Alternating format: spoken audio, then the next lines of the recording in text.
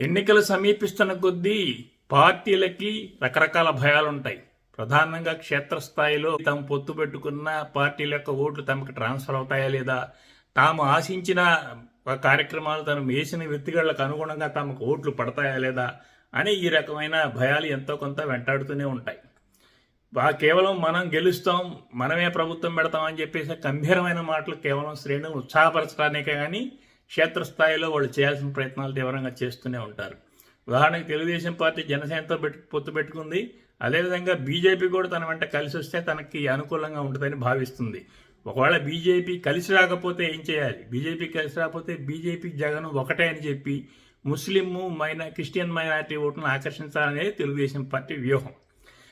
ఆ విషయమై ఆ దిశగా తెలుగుదేశం పార్టీ ఒక పక్క ప్రయత్నం చేస్తుంది.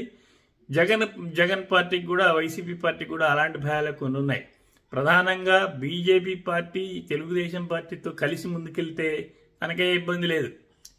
క్రిస్టియన్ ఓట్లకు సంబంధించి తను క్లియర్గా నాకే వేయించమని చెప్పి అప్పీల్ చేసుకోవచ్చు.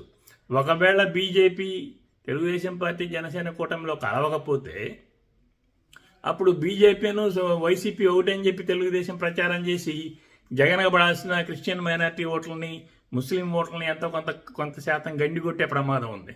లేదా బీజేపీ ఒంటరిగా పోటీ చేస్తే అప్పుడు అది ప్రభుత్వ వ్యతిరేకను కొంత చీల్చి ఇటు తెలుగుదేశం జనసేనలకి ఎక్కడో చోట కొంత గొప్ప ఇబ్బంది కలిగించవచ్చు. ఈ రకంగా అది కాకుండా ఇప్పుడు జగన్ తన అభ్యర్థులను మారుస్తున్నాడు.